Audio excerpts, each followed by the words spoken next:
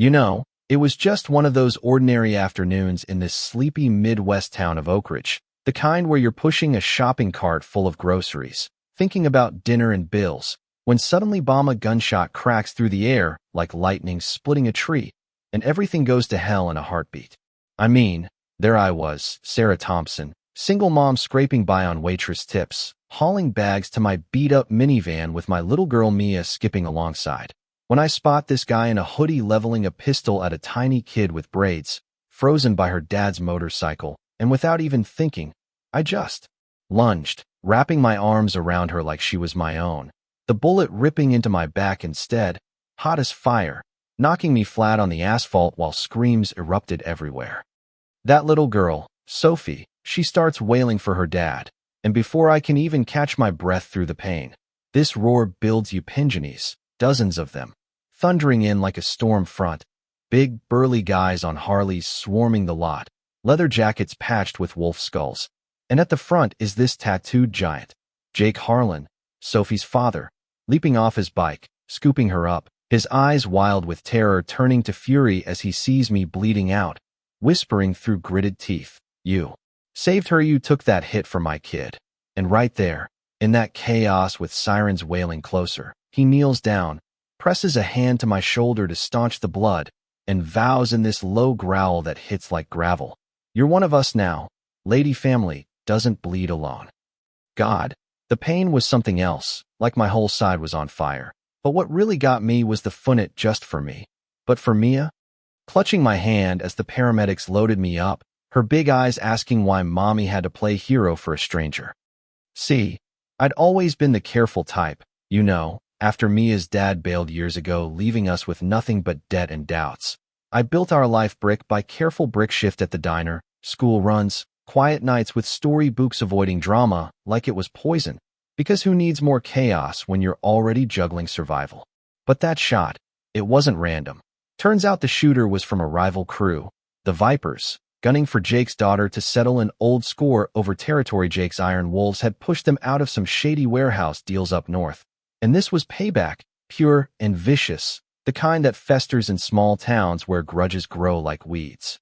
As they wheeled me into the ER at Oak Ridge General, the hallway buzzed with whispers, nurses peeking out windows at the parking lot filling up with those rumbling bikes. And there he was again, Jake, storming in with his old man Hank, this silver-bearded legend with scars telling stories of bar fights and long rides, and this quiet enforcer they called Shadow, eyes like ice, flanking them like bodyguards. Hank leans over my bed, his voice rough but steady. "Most folks would have ducked and run. Sarah, but you? You charged in, took the fire for my granddaughter. That's not just brave, that's blood deep." And Shadow, crossing his arms, adds with a nod, "Makes you ours now, whether you like it or not." While Mia hides behind me, peeking at these giants who smelled of exhaust and leather, and I remember thinking, what the hell have I stepped into? The nights in that hospital blurred together, morphine haze, beeps from machines, Mia's small hand in mine but outside. Those engines never stopped, a low hum vibrating the walls, the wolves circling like guardians, turning away nosy cops and anyone who looked suspicious, because in their world, trust is earned in blood, not badges.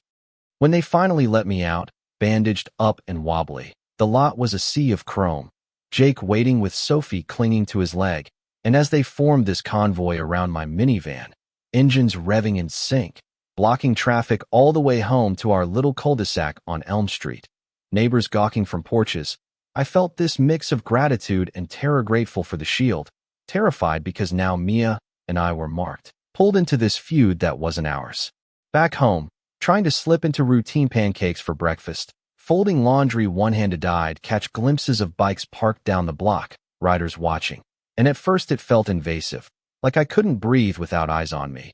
But then the threats started rolling in, subtle at first, a black sedan idling at the corner, tinted windows reflecting nothing, just sitting there long enough to make your skin crawl. Mia spots it one evening, tugging my sleeve. "Mom, that car's staring at us." And my gut twists because I know it's the Vipers, sniffing around, figuring I was the weak link, the civilian who messed up their hit, maybe thinking scaring a single mom would force Jake to back down from their turf war. Payback for lost deals and bruised egos. It escalated quick one night. Crash. A rock shatters our living room window. Glass everywhere. Mia screaming as I pull her down, and tied to it a note scrawled in Sharpie. Back off, or next one's through the kid. And my heart's pounding, debating 911. But before I can dial, the street erupts, engines snarling to life. Tires screeching as shadow and the crew peel out after that sedan. Headlights chasing shadows down the block like wolves on a hunt. Minutes stretch like hours, Mia huddled in my lap, until a knock boom. Boom, and there stands Shadow, rain-slicked jacket, dragging this bruised Viper thug by the collar, shoving him forward with a sneer. This punk talk says his boss wants you gone, thinks you're the key to breaking Jake. But guess what, asshole? He turns to the guy, voice dripping sarcasm. You just poked the wrong pack, tell your crew. She touches one hair on our family. We bury you in that warehouse you lost. The thug, spitting blood, mutters something defiant like, You wolves think you're kings? This town's ours. But Shadow just laughs, cold and low, hauling him off into the night as more bikes rumble back, circling our house like a fortress. And in that moment, staring at Mia's tear-streaked face, I realize we're not just protected, we're in the crossfire. My one act of instinct dragging us into a world of vendettas where loyalty's the only currency. And doubt creeps in, whispering, Sarah, was it worth it? But then came the turning point, the counterpunch that flipped everything after that window smash. Shadow shows up at dawn, boots tracking mud, no nonsense in his eyes. Packlight, you're coming with us, no arguments. And I want to fight it, cling to my independence. But seeing Mia's fear mirror mine, I nod, stuffing bags as the convoy swallows us whole, roaring out to their compound on the edge of town. This old mill disguised as junk, but inside, gleaming bikes lined like soldiers, a massive table scarred from years of plans and feasts, cots neat as barracks, and Hank welcoming us with this gruff warmth. This ain't luxury, but it's ironclad. No Viper gets near here without tasting lead. Mia, wide-eyed, whispers, It's like a secret fort, Mom.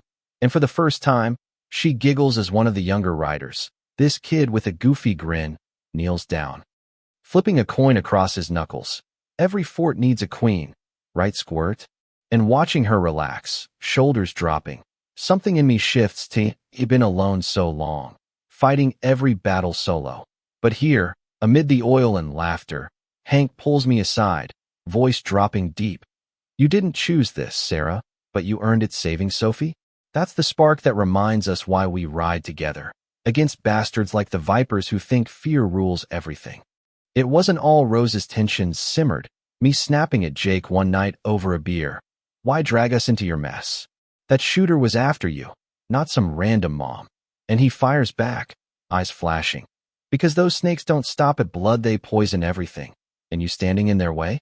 That makes you stronger than any of us. The words hanging heavy, mending fences in that raw, honest way, turning strangers into something like kin. As weeks blurred, my scar fading but the memories sharp, the real showdown hit, the subpoena for the shooter's trial. That Viper scum facing charges, and my stomach knots because testifying means facing him. That smirking face who'd aimed to kill a child for revenge. Shadow escorts me to the courthouse, the pack flooding the steps, engines thundering like war drums, crowd parting as Jake steadies me. You face this, we got your back. Family stands tall.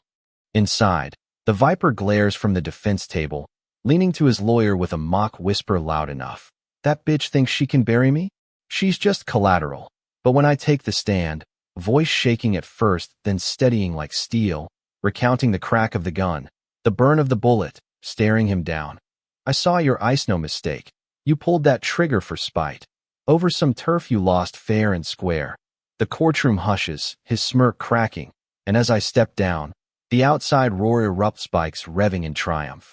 A symphony of support that shakes the windows. Jake murmuring, You just gutted him, prouder than hell. And then, the pinnacle, that morning dropping Mia off at school, the town still buzzing with trial talk.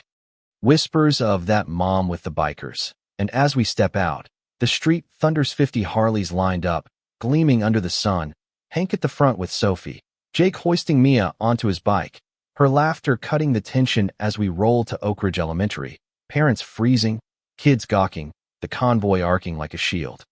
Jake cuts the engine, lifts Mia down, voice booming for all to hear. This girl's under our watch, touch her. You deal with the wolves. And as she walks in, hand in his massive paw, I feel it victory. Electric, the Vipers slinking back, their threats crumbling under our united front, the town shifting from fear to a grudging respect, seeing us not as outlaws but protectors forged in fire. But here's where it gets tricky. Months on, with that family patch on my vest from Hank's ceremony, heavy with meaning, Mia thriving, me feeling anchored for once, yet I can't shake the what-ifs. Was jumping in that day right? Pulling us into shadows? Or should I have looked away? Let fate play out? The Vipers faded, but grudges die hard in places like this. Community splits, some calling us heroes, others vigilantes disrupting the peace. And I wonder, is justice really served when it's wrapped in leather and thunder? Or does it just breed more cycles?